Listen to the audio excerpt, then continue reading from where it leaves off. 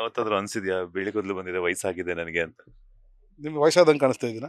ಅಲ್ಲ, ಈಗಿನ ಕಾಲದಲ್ಲಿ ಹಂಗಂತಾರಲ್ಲ, ಬಿಳಿ ಕೂದಲು ಬಂದಿದೆ ವಯಸ್ಸಾಗಿದೆ ಹಂಗೆ ಈಗ ಹೀಗೆ ಸಣ್ಣ ಅಂತ. ಸಣ್ಣ ಮಕ್ಕಳಿಗೂ ಬಾಲ್ ಡೈರಿ ಬಂದ್ಬಿಡುತ್ತೆ. 6ನೇ ಕ್ಲಾಸ್ 7ನೇ ಕ್ಲಾಸಲ್ಲೇ ಕೂಡ ಫುಲ್ ಕೂದಲು ಬೆಳಗಾಗ್ಬಿಟ್ಟಿರುತ್ತೆ.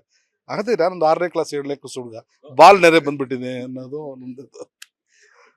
ಆ, ಈಗ ಮನೆಯಲ್ಲೆಲ್ಲಾನು ಹೇಳ್ತಿರಲ್ವಾ ಬಿಳಿ ಕೂದಲು ಬಂದಿದೆ ಅಂತ ಹೇಳ್ಬಿಟ್ಟು, ಅಂದ್ರೆ ಪಾತ್ರಕ್ಕೆ ತಕ್ಕಂಗೆ ನೀವು ಚೇಂಜಸ್ ಮಾಡ್ಕೊಳ್ತೀರಾ, ಓಕೆ. ಬಟ್ ನಿಮ್ಮ ಮನೆಯವ್ರಿಗೂ ಕೂಡ ನಿಮ್ಮನ್ನ ಇನ್ನೂ ತುಂಬಾ ಚೆನ್ನಾಗಿ ಹೆಂಗ ಕಾಣ್ಬೇಕು ಇನ್ನೊಂದ್ ಸ್ವಲ್ಪ ಅಂತ ಹೇಳ್ಬಿಟ್ಟು ಒಂದು ಅವ್ರಿಗೂ ಆಸೆ ಇರುತ್ತೆ. ಸೊ ಅವ್ರೇನ್ ಹೇಳಲ್ವಾ ಅಂತ? ಹೆಂಗು ಎನರ್ಜಿ ಎಲ್ಲವೂ ಕೂಡ ಮನುಷ್ಯನ ಒಳಗಡೆ ಇದೆ. ಕೂದಲಲ್ಲಿ ಏನಿಲ್ಲ ಸ್ವಾಮಿ. ಎಷ್ಟೋ ಜನಕ್ಕೆ ಕೂದಲಿಲ್ಲ ಅಂದ್ರೆ ಅವ್ರಿಗೆ ಎನರ್ಜಿನೇ ಇಲ್ವಾ? ಕೆಲವರು ವಿಗ್ಗಲ್ಲಿ ಹಾಕೊಂಡು ಓಡಾಡ್ತಾರೆ, ಆಗ ಅವರಿಗೆ ಎನರ್ಜಿನೇ ಇಲ್ವಾ? ನಮ್ಮ ಯೌವನ ಅಥವಾ ನಮ್ಮ ಶಕ್ತಿ ಇರುವಂಥದ್ದು ನಮ್ಮ ಆತ್ಮಸ್ಥೈರ್ಯದಲ್ಲಿ. ಈ ಕೂದಲಲ್ಲಿ ಏನೂ ಇಲ್ಲ ಅಂದ್ಕೊಳ್ಳಿ, ಇದು ಬಣ್ಣ ಹೊಡೆದ್ಕೊಂಡಿದ್ದೀನಿ ಅಂದ್ಕೊಳ್ಳಿ, ಒರಿಜಿನಲ್ ಅಂದ್ಕೊಳ್ಳಿ, ಹಾಗೆ ಹೆಂಗ ಕಾಣ್ತೀನಿ ತಾನೆ. ಸರ್, ಯಾವುದೇ ಪಾತ್ರ ಕೊಟ್ರು ರಗಡ ಕಾಣಿಸ್ಕೊಳಕ್ಕೂ ಸರಿ, ಹೀರೋ ನಡ್ಸೋಕ್ಕೂ ಸರಿ, ಹಾಸ್ಯ ಕಲಾವಿದನಾಗಿ ನಡ್ಸೋದಕ್ಕೂ ಸರಿ, ಅದು ಆ ಎನರ್ಜಿ ಎಲ್ಲಿಂದ ಬರುತ್ತೆ ಸರ್ ನಿಮ್ಗೆ? ನನಗೆ ಕಲೆಯ ಮೇಲೆ ಇರುವಂಥ ಒಂದು ಅಗಾಧವಾದಂಥ ಪ್ರೀತಿ.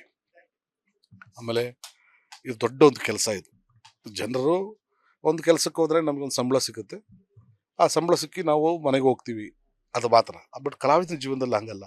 ಒಂದು ಸಿನಿಮಾ ಮಾಡ್ತೀವಿ, ಅದು ಇತಿಹಾಸದ ಪುಟಗಳಲ್ಲಿ ಸೇರ್ಕೋತೀವಿ, ಅದರಲ್ಲಿ ಕೆಲವು ಜನರಿಗೆ ಅದು ನಾವು ಇಷ್ಟ ಆಗ್ತೀವಿ, ಕೆಲವಾದ್ರು ಅದನ್ನು ನಮ್ಮನ್ನು ಅಭಿಮಾನಿಗಳಾಗ್ತಾರೆ, ಮತ್ತೆ ಮತ್ತೆ ನೆನೆಸ್ಕೋತಾರೆ, ಮತ್ತೆ ಅದೇ ಡೈಲಾಗು ರಿಪೀಟ್ ಮಾಡಿಸ್ತಾರೆ. ಅಂದರೆ ಒಂದು ನಾವು ಜೀವಂತವಾಗಿ ಇರುವಂಥ ಒಂದು ಪಾತ್ರ. ಹಾಗಾಗಿ ತುಂಬ ಡೆಡಿಕೇಟ್ ಆಗಿ ಒಂದು ಪಾತ್ರಕ್ಕೋಸ್ಕರ, ಒಂದು ಸಿನಿಮಾಕ್ಕೋಸ್ಕರ ನಾವು ಸಿದ್ಧವಾದಾಗ ಅದು ವರ್ಷ ಗಟ್ಟಲೆ ಅದು ಜನರಿಗೆ ನೆನಪಿಗುಳಿಯುತ್ತೆ. ಹಾಗಾಗಿ ಅದನ್ನು ಭಾಳ ಸೀರಿಯಸ್ ಆಗಿ ಒಂದು ಕೆಲಸ ನಾನು ಭಾಳ ಸೀರಿಯಸ್ ಆಗಿ ಮಾಡೋದ್ರಿಂದ ಅದೇ ನನಗೆ ಎನರ್ಜಿಯಾಗಿ ಒಂದು ಶಕ್ತಿಯಾಗಿ ಮುಂದಕ್ಕೆ ಹೋಗ್ತದೆ ಅಷ್ಟೇ.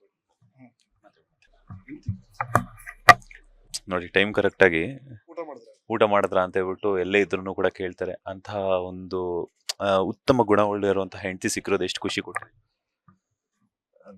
ನಾನು ಎಲ್ರಿಗೂ ಹೇಳ್ತೀನಿ, ಎಲ್ಲ ಟೈಮಲ್ಲೂ ಹೇಳ್ತೀನಿ, ಮೋಸ್ಟ್ಲಿ ಪಾಸಿಟಿವ್ಗೆ ಫಸ್ಟ್ ಟೈಮ್ ಹೇಳ್ತಾ ಇದ್ದೀನಿ ಅನ್ಕೋತೀನಿ.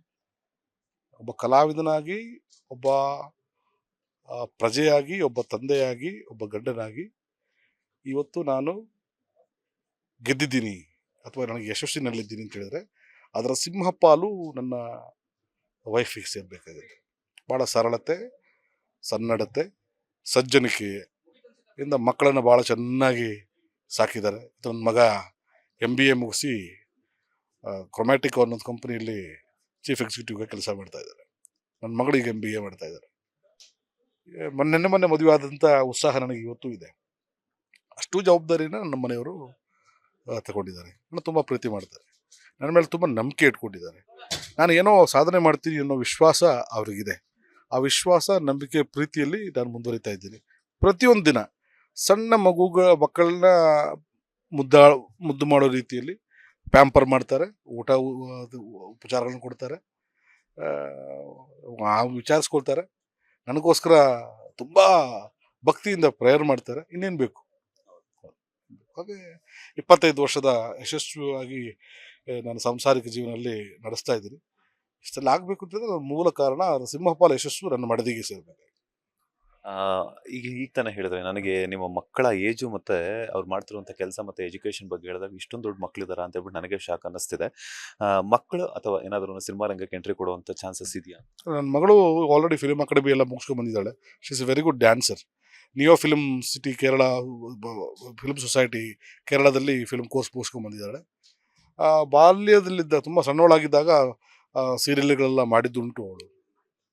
ಈಗಲೂ ತುಂಬ ಜನ ಕೇಳ್ತಾರೆ ಅವ್ರನ್ನ ನಟಿ ಮಾಡಿ, ಫಸ್ಟ್ ಎಜುಕೇಷನ್ ಮಾಡಲಿ. ಮಗ ಭಾಳ ಮುದ್ದಾಗಿದ್ದಾನೆ, ತುಂಬ ಹೈಟ್ ಇದೆ, ಪರ್ಸನಾಲಿಟಿ ಇದೆ, ಅವಳ ಡ್ಯಾನ್ಸರ್ ಕೂಡ. ಅವನು ಸ್ವಲ್ಪ ಶೈ ನೇಚರ್ ಇದೆ. ಅವ್ರನ್ನೂ ಕೂಡ ಕೇಳಿದ್ದಾರೆ ಹೀರೋ ಆಗಿ ಇಂಟ್ರೊಡ್ಯೂಸ್ ಮಾಡಬೇಕು ಅಂತ. ಬಟ್ ಈಗ ಸ್ವಲ್ಪ ಎಜುಕೇಷನ್ ಮತ್ತು ಸ್ವಲ್ಪ ಕೆಲಸ ಎಲ್ಲ ಜವಾಬ್ದಾರಿಗಳು ತಗೊಂಡ ಮೇಲೆ, ಅವ್ರ ಸ್ವಂತ ಕಾಲಲ್ಲಿ ನಿಂತ ಮೇಲೆ ಅವ್ರ ಪ್ರಯತ್ನವನ್ನು ಮಾಡಲಿ ಅಂತ ನನ್ನ ಒಂದು. ನಿಮ್ಮ ಸಪೋರ್ಟ್ ಅಂತೂ ಇದೆ ಇದೆ. ಖಂಡಿತ ಇದೆ. ನೋಡಿ ಸರ್, ಯಾರ ಅನ್ನನ ಯಾರು ಕಿತ್ಕೊಳ್ಳೋಕ್ಕಾಗೋದಿಲ್ಲ. ನಟನಾಗಬೇಕು ಅನ್ನೋದು ನನ್ನ ತಲೆಯಲ್ಲಿ ಬರೆದಿತ್ತು. ನಾನು ನಟನಾಗಿದ್ದೀನಿ. ನಟನಾಗೋ ಫೇಸ ಇದು. ನನ್ನ ಕರಿ ಬಣ್ಣ, ನನ್ನ ಕುಬ್ಚಿತನ, ಯಾವುದೋ ಹಳ್ಳಿಯಿಂದ ಬಂದಂಥವನು. ಸಿನಿಮಾ ನೋಡೋಕ್ಕೂ ಟಿಕೆಟ್ ತೊಗೊಳಕ್ಕೂ ನಮಗೆ ದುಡ್ಡು ಇರಲಿಲ್ಲ. ಅಂಥದ್ರಲ್ಲಿ ನಾವು ಇವತ್ತು 179 ಸಿನಿಮಾದಲ್ಲಿ ಆ್ಯಕ್ಟ್ ಮಾಡಿದ್ದೀವಿ ಅಂತ ಹೇಳಿದ್ರೆ ನಮ್ಮ ಪ್ರತಿಭೆ ಇದೆಲ್ಲ ಅಂತ ಅಹಂಕಾರ ಆಗುತ್ತೆ. ದೇವರು ಕೊಟ್ಟಂಥ ಒಂದು ಆಶೀರ್ವಾದ, ಅವ್ರು ಕೊಟ್ಟಂಥ ಒಂದು ಭಿಕ್ಷೆ. ಕನ್ನಡ ಪ್ರೇಕ್ಷಕರು ಇವತ್ತು ನಮ್ಮನ್ನು ಒಪ್ಕೊಂಡಿದ್ದಾರೆ ಅಂತ ಹೇಳುವಂಥದ್ದು. ಹಾಗಾಗಿ ಯಾರ ತುತ್ತು ಯಾರ ಊಟ ಎಲ್ಲಿದೆ ಅಂತ ಗೊತ್ತಾಗಲ್ಲ. ಆ, ಅದು ಯಾರ್ಯಾರಿಗೆ ಏನೇನು ಸಲ್ಲಬೇಕು ಸಲ್ಲುತ್ತೆ. ನನ್ನ ಮಗ ನಾಳೆ ಹೀರೋ ಆಗಬೇಕು ಅಂತ ಹೇಳಿದ್ರೆ ಖಂಡಿತ ಆಗ್ತಾರೆ. ನನ್ನ ಮಗಳು ಹೀರೋಯಿನ್ ಆಗಬೇಕು ಅಥವಾ ನಿರ್ಮಾಪಕಿ ಆಗಬೇಕು, ನಂಬರ್ 1 ಪ್ರೊಡ್ಯೂಸರ್ ಆಗಬೇಕು ಅಥವಾ ಒಳ್ಳೆ ಡೈರೆಕ್ಟರ್ ಆಗಬೇಕು ಅಂತ ಹೇಳಿದ್ರೆ ಖಂಡಿತ ಆಗೇ ಆಗುತ್ತೆ. ಅವ್ರಿಗೇನು ಬೇಕು ನಮ್ಗೆ ಗೊತ್ತಿರುವಂಥದ್ದು ಹೇಳ್ಕೊಡೋದಕ್ಕೆ ಅಂತ ತೊಂದರೆ ಇಲ್ಲ. ನನ್ನ ಕಡೆಯಿಂದ ಸಂಪೂರ್ಣವಾದ ಅವರಿಗೆ ಫ್ರೀಡಮ್ ಅನ್ನು ಕೊಟ್ಟಿದ್ದೀವಿ. ಲೇಟೆಸ್ಟ್ ಹಾಗೂ ಇಂಟ್ರೆಸ್ಟಿಂಗ್ ಸುದ್ದಿಗಳಿಗಾಗಿ ಬಾಸ್ ಟಿವಿ ಕನ್ನಡ ಚಾನೆಲ್ನ ಸಬ್ಸ್ಕ್ರೈಬ್ ಮಾಡಿ. ಹಾಗೆಯೇ ಬೆಲ್ ಐಕಾನ್ ಪ್ರೆಸ್ ಮಾಡಿ. ಇದರ ಜೊತೆಗೆ ಫೇಸ್ಬುಕ್, ಇನ್ಸ್ಟಾಗ್ರಾಮ್, ಎಕ್ಸ್ ನಲ್ಲೂ ಮಿಸ್ ಮಾಡದೆ ಫಾಲೋ ಮಾಡಿ.